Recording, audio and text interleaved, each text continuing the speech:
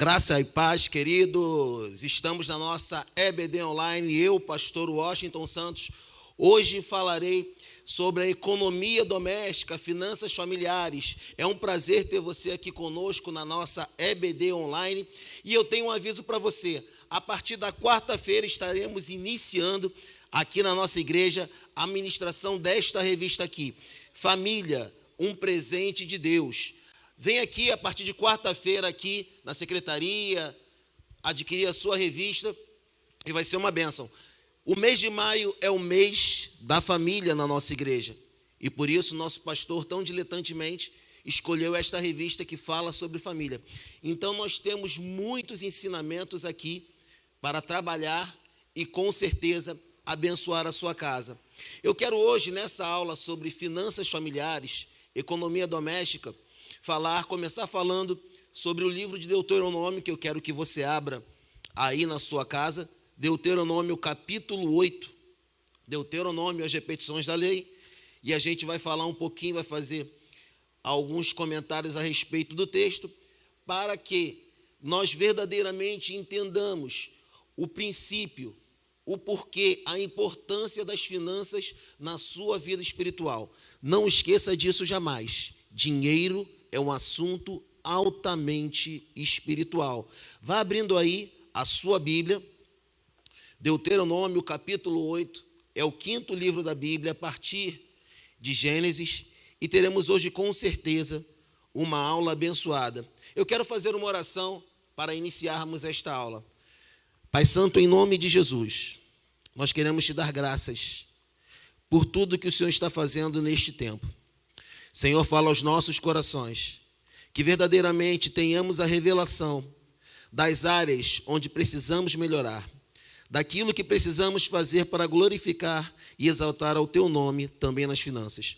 Nós abrimos os nossos corações para receber da tua instrução e dos teus ensinamentos, em nome de Jesus. Amém e graças a Deus. Eu quero te pedir também, queridos, para que vocês compartilhem aí a nossa live, a nossa EBD, faça da sua rede social, do seu Facebook, do seu WhatsApp, do seu Instagram, um braço do seu ministério missionário.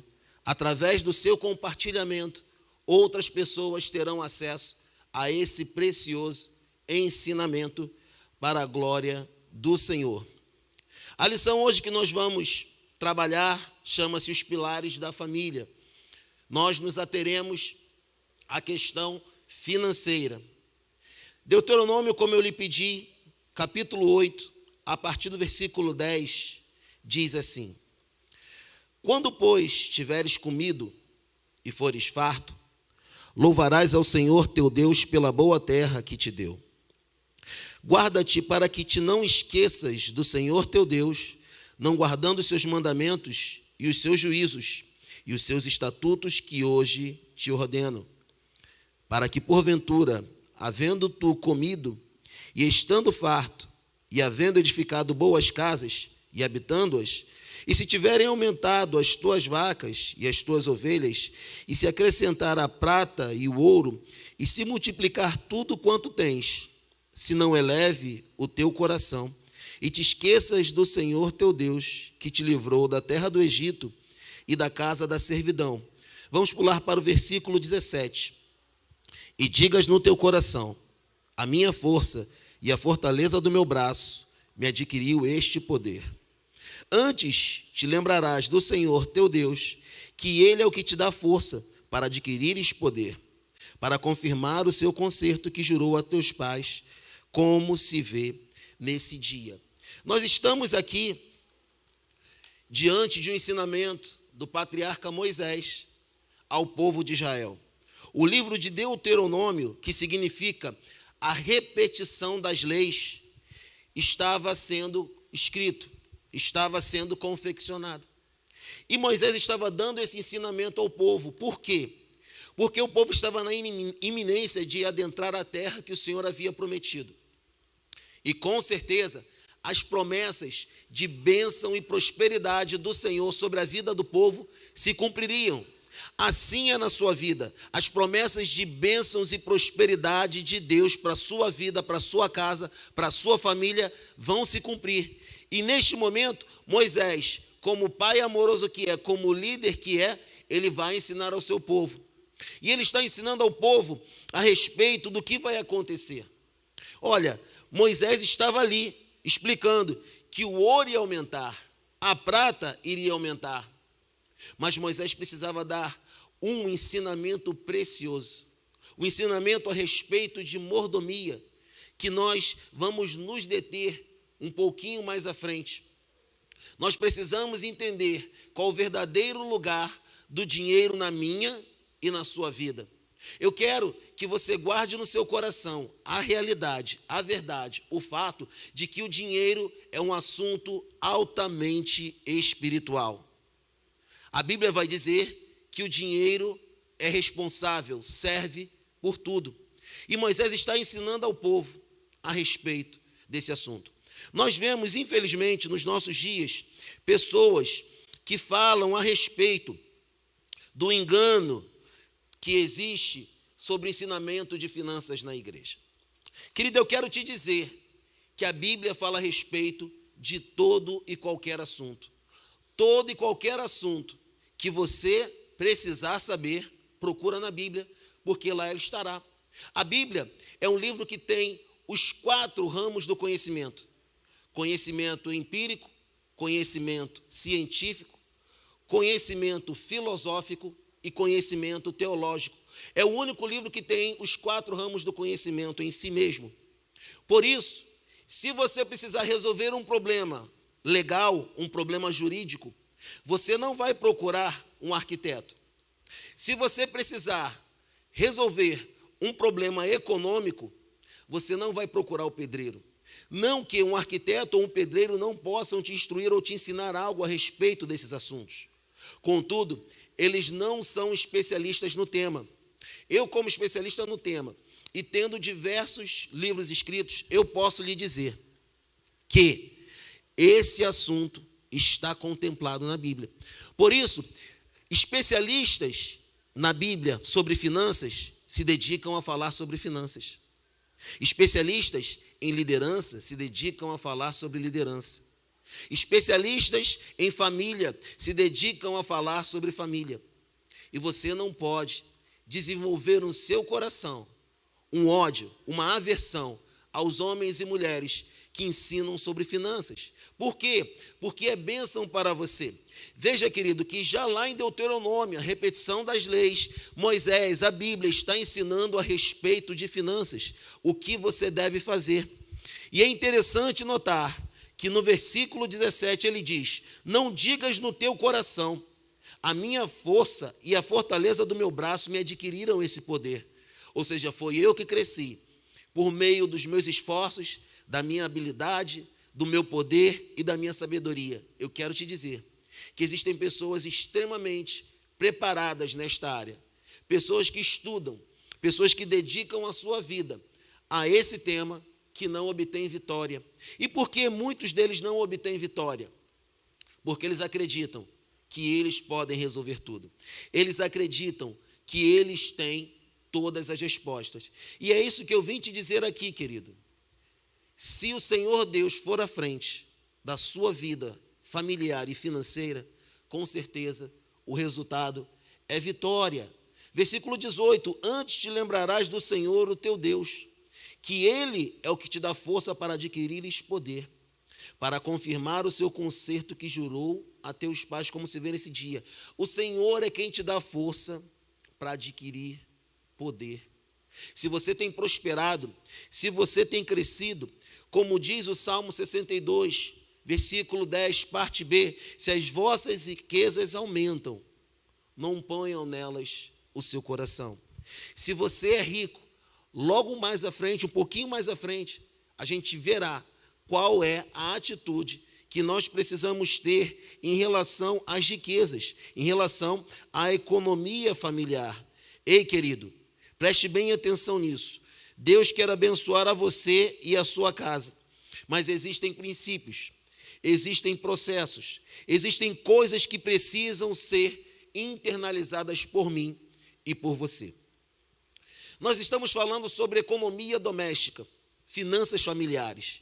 E o próprio termo economia nos dá essa ideia, porque economia é um termo grego, oikos, que significa casa, e nomos, lei ou organização ou administração ou gestão.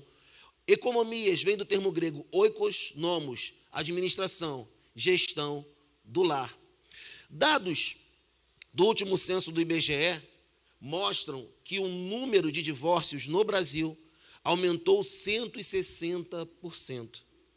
Especialistas em direito de família mostram que os 3 principais motivos do divórcio são o sexo, as finanças e a falta de diálogo, como tão primorosamente nos ensinou aqui o nosso pastor na palavra que foi dada no culto inicial. Se você não assistiu, continue aqui depois da aula para ouvir a palavra do nosso pastor a respeito desse assunto familiar.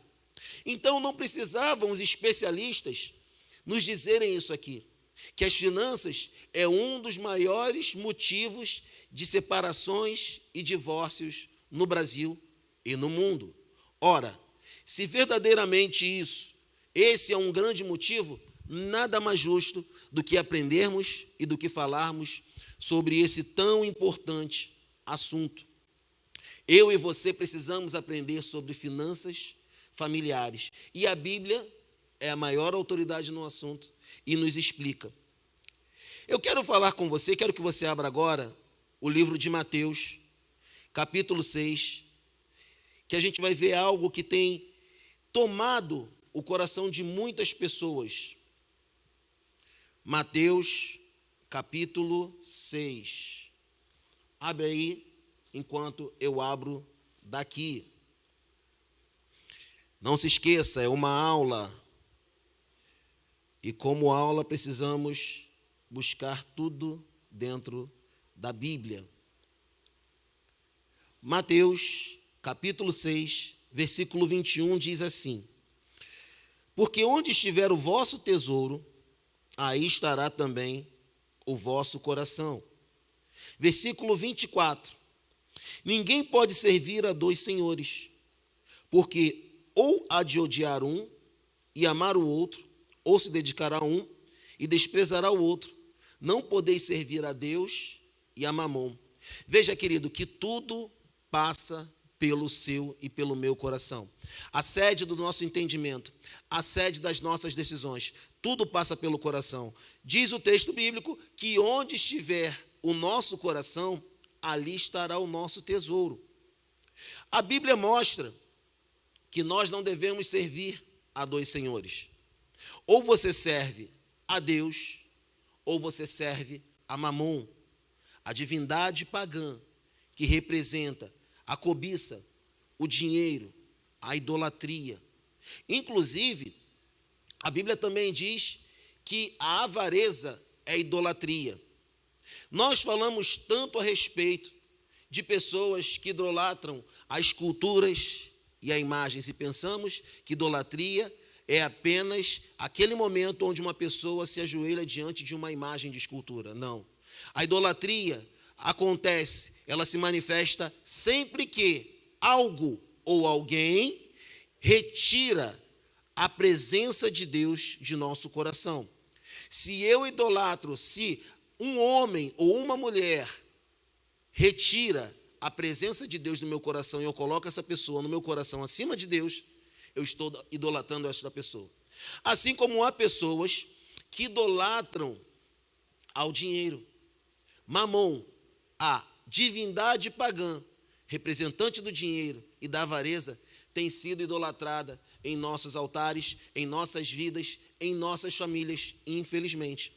Mamon é um demônio, segundo o estudo da demonologia que a gente aprende no seminário, na faculdade teológica, segundo a ordem de Asmodeus, mas isso é um outro assunto. Ele é representado por um demônio alto e gordo, um demônio cheio de joias, alto, ou seja, chama atenção, impressiona, gordo com uma barriga saliente e proeminente. Por quê? Porque o seu estômago é o seu Deus, então ele tem os seus desejos satisfeitos. Muitas pessoas têm ódio raiva e ira desse assunto ser ensinado nos nossos altares exatamente por isso. Porque quando a palavra de Deus é aberta, quando numa escola bíblica dominical como essa, ensina-se a respeito de finanças familiares, de finanças pessoais, Mamon é repreendido, Mamon é derrotado. Logo, o coração da pessoa que ainda está presa, que ainda é dominada por Mamon, que ainda idolatra Mamon, se levanta e fala contra. Querido, eu vou repetir para você. Não se irrite, não se ire, se um especialista em finanças ensinar segundo a Bíblia finanças, assim como você não deve se irritar ou se irar por um especialista em família ensinar segundo a Bíblia a respeito de família. Eu quero que você guarde no seu coração uma palavra, um termo que eu vou usar aqui. De todas as coisas que eu estou ensinando aqui, você precisa guardar isso. Dinheiro, assunto altamente espiritual. O dinheiro é uma necessidade de todos. Todos precisamos administrar bem as nossas finanças. Ora, se nós não administrarmos bem as nossas finanças, correremos riscos sérios e desnecessários. Porque se colocássemos em prática o que a Bíblia nos ensina, com certeza não estaríamos assumindo esse tão pesado encargo de lutar por algo que já era nosso, de lutar com todas as nossas forças para que aquilo que já era nosso volte a ser nosso. E por que isso? Porque nós não temos observado, nós não temos dado atenção a este tão importante assunto. Veja o que diz 1 Timóteo, capítulo 6, versículos 10, 17 e 19. Porque o amor do dinheiro é a raiz de toda espécie de males. Dá uma paradinha aqui. Muitos têm dito que o amor ao dinheiro é a raiz de toda espécie de mal. Não é o amor ao dinheiro. Não é o dinheiro que é a raiz de toda espécie de mal, melhor dizendo. É o amor ao dinheiro. Se você ama o dinheiro, Mamon vai continuar sendo seu Deus e vai dominar a sua vida. O amor do dinheiro que é a raiz de toda espécie de males. Prosseguindo no versículo 10. E nessa cobiça, alguns se desviaram da fé e se transpassaram a si mesmo com muitas dores. O apóstolo Paulo, em uma das suas cartas pastorais, esta aqui de 1 Timóteo, capítulo 6, versículo 10, está dando uma instrução ao seu pastor Timóteo, ao pastor que estava pastoreando a igreja de Éfeso. Olha, o amor do dinheiro é a raiz de toda espécie de mal, de todos os males. Nessa cobiça, alguns se desviaram da fé e se transpassaram a si mesmo com muitas dores. Ele está falando para um ministro.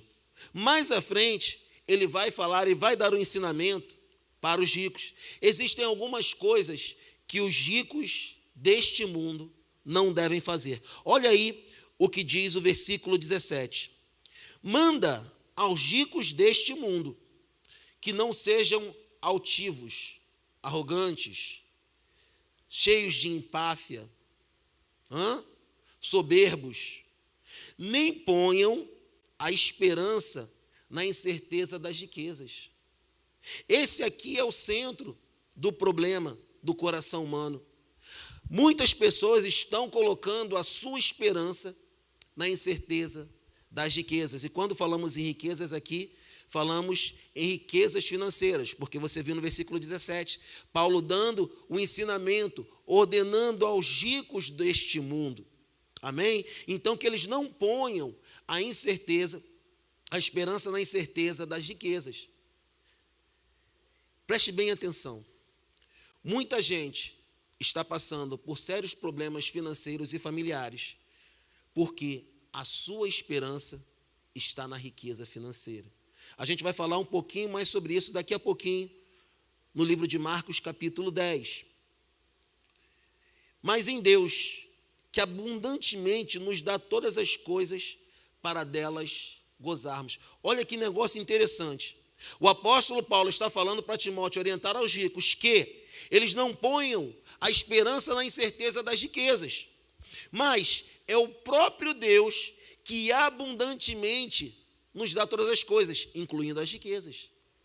Ah, pastor, que isso, não acredito nisso não. Então tá bom. Você anota aí, a gente não vai lá não. Você anota aí Eclesiastes 5:19 e o Salmo 35, versículo 27, que você vai ver efetivamente se Deus deseja ou não deseja a sua prosperidade financeira. Se Deus deseja ou não deseja a sua riqueza material. Deus deseja sim, mas existem regras, princípios, fundamentos, pelos quais, se não os observarmos, poderemos com certeza termos sérios problemas, inclusive a perda da salvação eterna. Versículo 18, que façam o bem, enriqueçam em boas obras, repartam de boa mente e sejam comunicáveis. Fazer o bem, abençoar pessoas. Essa igreja é uma igreja abençoadora, essa igreja é uma igreja fiel, essa é uma igreja que tem a visão missionária e a visão de abençoar aos irmãos. Esta igreja reparte de boa mente. Você tem um pastor que é comunicável, um pastor que está disponível, 45 anos no mesmo ministério, isso é um privilégio que Deus nos dá. Versículo 19, que entesourem para si mesmos um bom fundamento para o futuro, para que possam alcançar a vida eterna. Ou seja, como eu lhe disse, se você não observar esses princípios, a tua salvação eterna estará em risco. Lembra que eu falei a respeito de não colocar a esperança na incerteza das riquezas? Agora eu quero destruir mais um mito que muitos, de maneira errada e de maneira até leviana, ensinam que Deus abomina as riquezas, que aquele que for rico não vai herdar o reino dos céus. Abre aí Marcos capítulo 10, a partir do versículo, vamos ler o versículo 24, vamos de 23 e 24. Então Jesus, olhando ao redor, disse aos seus discípulos: quão dificilmente entrarão no reino de Deus os que têm riquezas. Ou seja, é senso comum que os ricos não herdarão o reino dos céus. Mas, se esse ensinamento de Jesus tivesse terminado no versículo 23, estaria tudo ok, tudo perfeito, ricos não entrariam no reino dos céus. Só que o ensinamento continua. E muitos só têm lido aquilo que os interessa. Veja o que diz o versículo 24. E os discípulos se admiraram dessas suas palavras. Ou seja, quão dificilmente entrarão no reino de Deus os que têm riquezas. E os discípulos se admiraram. Mas Jesus, tornando a falar, disse-lhes: filhos, quão difícil é, preste atenção, aguce a sua atenção, filhos. Eu estou em Marcos, capítulo 10, versículo 24. Filhos, quão difícil é para os que confiam nas riquezas entrar no reino de Deus. Ou seja, o ensinamento de Paulo a Timóteo, para que não se colocasse a esperança na incerteza da riqueza, tem base em Jesus. Veja aí. Confiar nas riquezas, colocar o coração nas riquezas, que é o grande problema. É por isso que o Senhor Jesus nos disse e nos ensinou, Mateus capítulo 6, versículo 24, que você não pode servir a dois senhores. Ou você serve ao Senhor Jesus, ou você serve a Mamon. Agora, olha que negócio interessante, versículo 28. E Pedro começou a dizer-lhe: eis que nós tudo deixamos e te seguimos. Versículo 29. E Jesus respondendo disse: em verdade vos digo que ninguém há que tenha deixado casa, irmãos, irmãs, ou pai, ou mãe, ou mulher, ou filhos, ou campos, por amor de mim e do evangelho. Vamos dar uma paradinha aqui para a gente entender isso. Ninguém há que tenha deixado. Quando o Senhor Jesus está falando deixar, no original, ele está falando o seguinte: ninguém que priorize o reino de Deus por amor de mim e do evangelho. Ou seja, Você não vai deixar sua casa, seus irmãos, suas irmãs, pai, mãe, mulher ou filhos ou campos. Campos fala sobre negócios. Não se esqueça que estamos falando a respeito de uma sociedade rural. Então, se você priorizar o reino de Deus, tá? Por amor de mim e do evangelho, que não receba 100 vezes tanto nesta vida.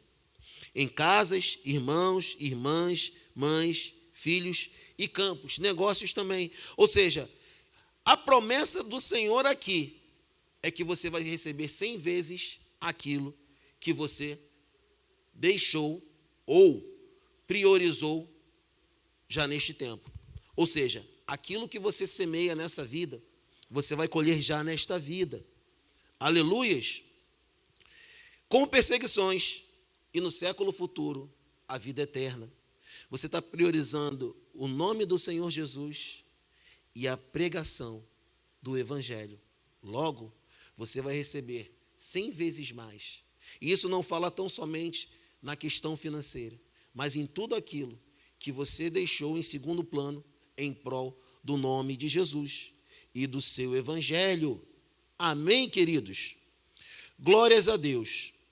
Finanças requer planejamento. E agora a gente entra mais assertiva e profundamente no ensino a respeito da economia familiar. Precisamos fazer todo esse preâmbulo aqui para que você entendesse e a coisa estivesse dentro da perspectiva correta. Existe um postulado das ciências contábeis chamado método das partidas dobradas. O que é isso? Para que você possa ter uma despesa, você tem que ter uma entrada. Para que você tenha um débito, você tem que ter um crédito. Todo crédito corresponde a um débito de igual valor. Ou seja, o grande problema começa quando seus débitos são maiores do que os seus créditos. Aí você se torna deficitário ou devedor. E as finanças requerem planejamento, porque ninguém deveria gastar mais do que ganha. Quando você gasta mais do que ganha, você está trazendo uma tentação desnecessária para a sua família, para a sua casa, para o seu ministério e para as suas finanças. Ora, se você ganha 100, como você vai gastar 150? Você está semeando um sério problema na sua própria vida. Você está semeando um sério problema na sua própria vida. Então, existe algo que eu chamo de identidade de despesas. Ora, o que é identidade de despesas? Vamos supor que você ganhe 100. É um número hipotético, mais fácil aqui, para nós podermos entender o que eu estou falando. Você deve separar as suas despesas em 3 grandes grupos. Ora, talvez você me diga, mas pastor, eu já tenho problemas, eu já estou com muitas dívidas e tudo mais. Então, que você separe metade do que você ganha, 50, para a administração da sua casa, para pagamentos de dívidas, aluguel, alimentação, saúde e o que quer que seja. Você pode separar, isso é uma hipótese, tá? Porque pode ser que você tenha que separar 90%. Nesse momento que você tem muita dívida ou muita coisa para resolver, financeiramente falando. É só um momento, vai doer no início, mas depois você vai entender que vai valer a pena você fazer um esforço para que amanhã você tenha paz, crescimento e prosperidade na sua casa e na sua família. Mas vamos lá aqui no nosso exemplo, 50% para a administração da sua casa, 20% para as suas contribuições, doações e 30% para seus investimentos e diversão, porque você precisa também ter dinheiro em suas mãos, você precisa gastar, você precisa queimar dinheiro, um pouquinho só, entendeu? Por quê? Porque você precisa ter a satisfação de poder comprar algo, você precisa ter a satisfação de carregar dinheiro com você. Então, se você respeita a identidade das despesas, a coisa começa a mudar, porque aí você começa com certeza, a organizar as finanças da tua casa. Repito, pode ser que você tenha que gastar até 90% com a sua casa para pagar as suas dívidas. E a Bíblia vai dizer que aquele que deve torna-se escravo daquele que é o credor. Se você está devendo a alguém, segundo a Bíblia, você é escravo desta pessoa, porque você tem satisfações a dar, você tem obrigações a cumprir. Então você se torna escravo desta pessoa. Veja quão importante ensinamento é esse da nossa revista. Lembre-se, a partir de quarta-feira está aqui, ó. Família é um presente de Deus, a nossa nova revista da Escola Bíblica Dominical, que a partir de quarta-feira você poderá adquirir aqui na nossa Igreja Batista Monte Oreb. E não se esqueça, compartilhe esta live para que mais pessoas possam ter acesso a este ensinamento. Amém? Primeira coisa para você ter um bom planejamento na sua casa: estabelecer prioridades. O que é prioridade? É algo que vem antes de toda e qualquer coisa. Quando você recebe um dinheiro, o que vem em primeiro lugar? O que ou a quem você tem honrado? A quem você tem dado a prioridade da sua casa? Quando você estabelece a prioridade, você sabe que aquelas obrigações ali vêm em primeiro lugar. Então, aquelas obrigações ali estão estabelecidas. Sabe o que é interessante notar? Só fazendo um parênteses aqui, é que muitas pessoas falam que ricos não vão para o céu, né? Será que Abraão, Davi, Jó, esses homens não vão para os céus? É até estranho, né? Pô, Davi, Abraão e Jó não vão para os céus? Como é que é isso? É difícil até da gente imaginar. Pois é, mas esses homens eram homens extremamente ricos. Estudiosos fizeram um estudo e mostraram que somente a oferta de Davi para a construção do templo de Deus é da monta de 30 bilhões de dólares. Um cabra que dá uma oferta de 30 bilhões de dólares, esse cara deve ter, né? Deve ter bastante dinheiro. Então, prioridades estabelecidas. Talvez a sua renda familiar seja baixa, mas é necessário que tudo esteja muito bem distribuído. Para haver maior segurança, é importante que se faça uma lista enumerando as prioridades, a fim de que se possa atender de fato às necessidades primordiais da família. O pouco bem dividido torna-se muito. Querido, quando você tem uma lista, quando você tem o elenco das suas prioridades dentro da sua casa, torna-se mais fácil você administrar aquilo que você precisa administrar. Tem pessoas que não sabem quanto devem. Por quê? Elas têm medo.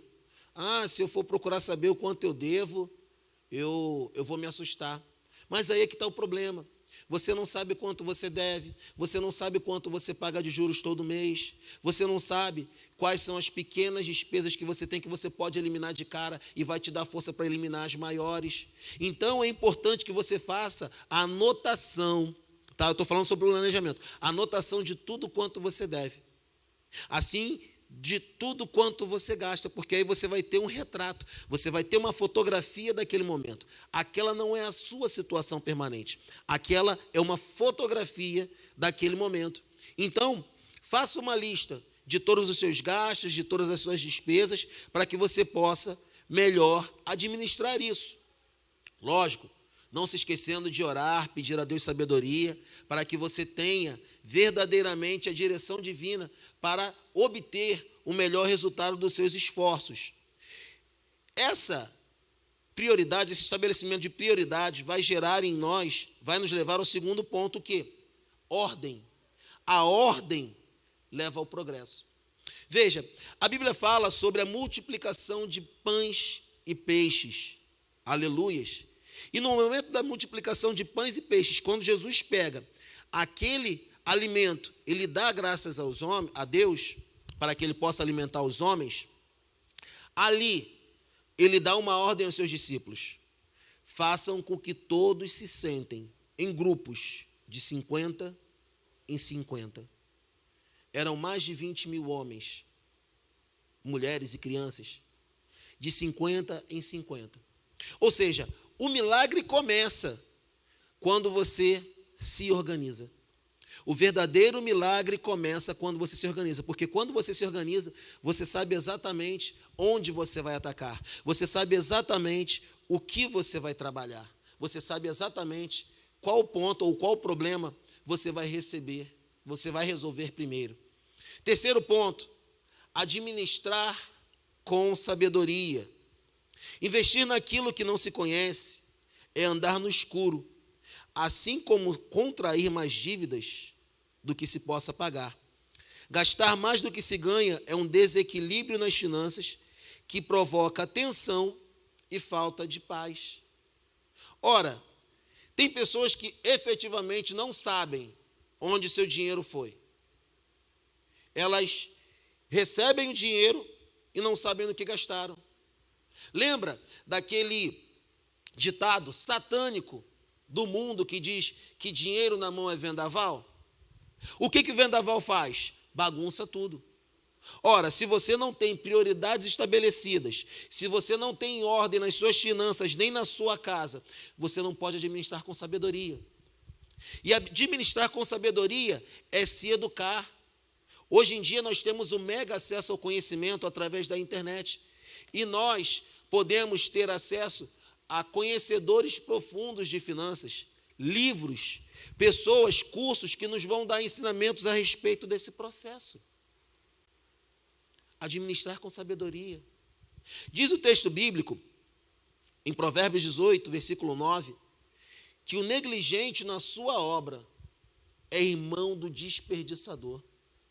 Veja, se você falha em estabelecer prioridades, em organizar a sua casa e as suas finanças para gerar o processo, se você falha em administrar com sabedoria, buscar ensinamento, buscar conhecimento, e também em ser econômico, ou seja, gastar menos do que você ganha, poupar, ser sábio, não significa que você é avarento. Não, significa que você é um homem sábio, um homem que tem as prioridades corretas estabelecidas. Isso não é avareza. O avarento não consegue usufruir os bens que possui. O avarento, ele idolatra ao dinheiro. E aquilo ali se torna um laço para a sua vida. Ser econômico é gastar com sabedoria, não esbanjar o que lhe sobra, investir a longo prazo para colher os frutos no futuro. Repito, Provérbios 18, 9. O negligente na sua obra é irmão do desperdiçador. Se você é negligente nestes 4 pontos, estabelecer prioridades, o que eu preciso gastar primeiro? Ordem, organizar as minhas finanças, organizar as minhas casas, a minha casa, para que eu possa gerar progresso. Administrar com sabedoria, me aconselhar, estudar, me informar e ser econômico, você está se tornando um desperdiçador. Um desperdiçador é alguém que utiliza dos recursos que Deus lhe deu de maneira descuidada. E Jeremias 48, versículo 10, diz que maldito é aquele que faz a obra do Senhor de maneira relaxada. Querido, presta bem atenção, a sua família é parte da obra de Deus que Ele colocou nas suas mãos. Vamos falar agora sobre as primícias para o Senhor Deus. Provérbios, capítulo 3, versículos 9 e 10, fala sobre o princípio da honra. O princípio ali não estão nas fazendas. O princípio ali não estão nas riquezas. O princípio ali está na honra. Ou seja, se você honra a Deus, Ele vai te honrar também. E aí a gente entra no princípio da mordomia, da administração dos nossos bens. Quando a gente fala em mordomia, muitos de nós têm a ideia de um homem de fraque com uma bandeja de prata, luvas brancas, Essa é a ideia que nós temos do mordomo, quando vemos em muitos filmes e em algumas casas.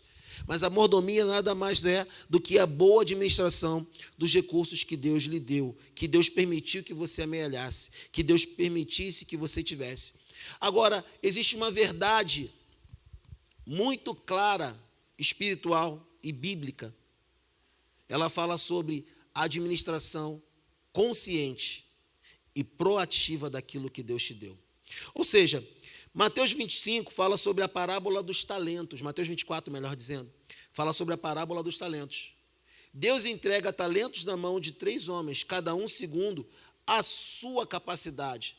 Ou seja, cada um tem um nível de vida, cada um tem uma capacidade, cada um tem uma habilidade. Um recebeu 5, outro recebeu 12 e outro recebeu 1, cada um segundo a sua capacidade.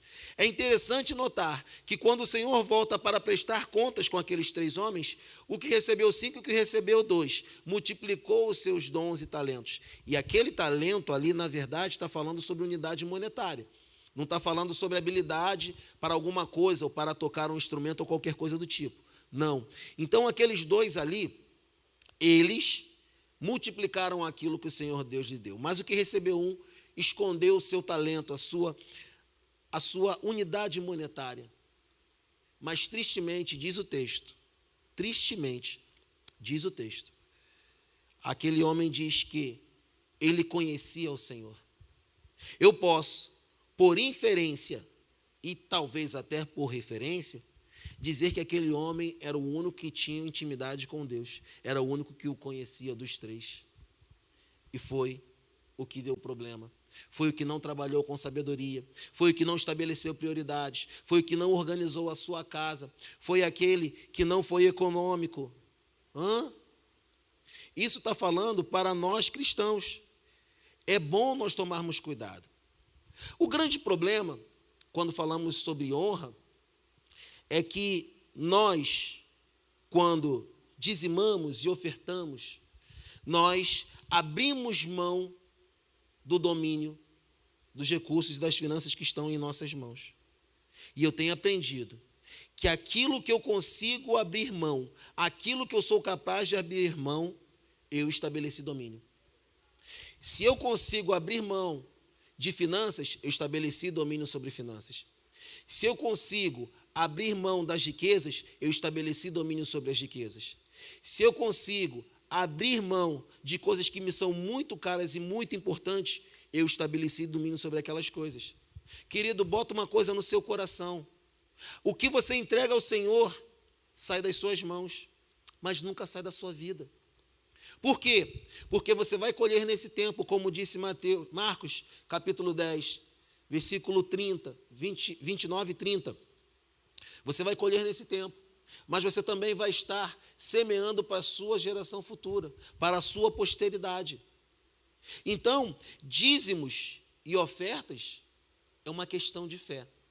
Você não pode jamais se deixar levar por pessoas mal intencionadas, por pessoas que são infiéis nos seus dízimos e nas suas ofertas, por pessoas que têm a Mamon como o Senhor da sua vida, pessoas que adoram a Mamon. Eu vejo contribuição, dízimos e ofertas de uma maneira geral, ao longo de toda a Bíblia, como 3 momentos principais. Primeiro momento, adoração e reconhecimento. Abraão deu os dízimos a Melquisedeque. Era adoração e reconhecimento. O segundo momento é o momento da obrigação e da lei. E alguns dizem que dízimo não era dinheiro e coisa do tipo. Bom, vamos lá para Deuteronômio, capítulo 14. Olha que negócio interessante. Eu amo esse texto aqui. Isso aqui está falando de lei, tá? De obrigação. Era a lei de Israel. Era tudo aquilo que você ganhava no ano, você dizimava a Deus. Talvez você queira dar semanalmente, talvez você queira dar mensalmente, quinzenalmente. Aí a escolha é sua, a administração é sua. Mas 10% é o mínimo obrigatório que o Senhor nos pede. Aquele que nos deu tudo. 10% é o mínimo obrigatório. Agora, Deus pede tudo. Tudo é dele. Tudo que você tem nas mãos, foi Ele quem permitiu você ganhar. Tudo que veio às suas mãos, é Ele quem está permitindo que você administre. Porque quando você morrer, vai ficar tudo para aí. Você não vai levar com você. Então veja o que diz o versículo 24, falando sobre os dízimos para o serviço da casa do Senhor. E quando o caminho te for tão comprido, que não os possa levar por estar longe de ti, o lugar que escolheu o Senhor teu Deus, para ali pôr o seu nome, quando o Senhor teu Deus te tiver abençoado, vamos entender aqui, no Antigo Testamento havia um decreto de Deus, que toda adoração, o centro da adoração nacional era no templo de Jerusalém. Então toda adoração nacional era num templo. Hoje esse templo é o meu e o seu coração. Nesse contexto aqui, Deus ordenou que pelo menos em uma das 3 festas anuais, os homens fossem ao templo, pelo menos uma vez por ano, fossem ao templo de Jerusalém, o Beit Hamikdash, para adorar ao Senhor Deus. Amém? Então, quando o Senhor teu Deus te tiver abençoado, pastor, mas eu não tenho renda, eu não tenho nada, Deus não te abençoou nessa área ainda, então você não precisa colocar nada. Versículo 25, então vende-os. Vende o quê? Tudo aquilo que naquele momento tinha sido auferido como colheita, ou como criação, que era o que realmente trazia a prosperidade do povo naquela época. Então vende-o e ata o dinheiro na tua mão e vai ao lugar que escolher o Senhor, o teu Deus. Olha, preste atenção nisso, versículo 26. E aquele dinheiro darás por tudo o que deseja a tua alma, por vacas e por ovelhas e por vinho, e por bebida forte e por tudo que te pedir a tua alma. Come ali perante o Senhor teu Deus e alegra-te tu e a tua casa. Aquele dinheiro darás por tudo que deseja a tua alma. Lei, Deuteronômio 14, 26. Quer dizer, então, que quando Deus está ensinando isso aqui, Deus está sendo barganhador? Querido, quem planta tem que plantar com a expectativa da colheita. Amém? E ele fala, alegra e come ali perante o Senhor teu Deus, tu e a tua casa. Tudo que você recebe não é somente para você, é também para a sua casa. Amém? E o terceiro momento, adoração e serviço, Hebreus 7, 8. Ali tomam dízimos homens que morrem. Ali, aquele de quem se testifica que vive. Querido, bota uma coisa no teu coração. O prazer do liberal é abençoar. A sua atitude de amor, de abençoar, ofende ao avarento. Ofende aquele que tem a mamon por Deus. A tua atitude proativa, em concordância com a palavra de Deus, expõe a avareza, a mesquinhez e o pão-durismo de muitos. É por isso que eles atacam. Presta bem atenção. Comigo as pessoas não falam jamais sobre questão de dízimo e oferta. Sabe por quê? Porque o dinheiro, quem me deu, quem permitiu que eu ganhasse foi o Senhor Deus. E eu nunca pedi um centavo a ninguém para dizimar e ofertar. Então, eu dizimo e oferto como gratidão. Claro que isso ofende a muitos. Claro que isso ofende a muitos.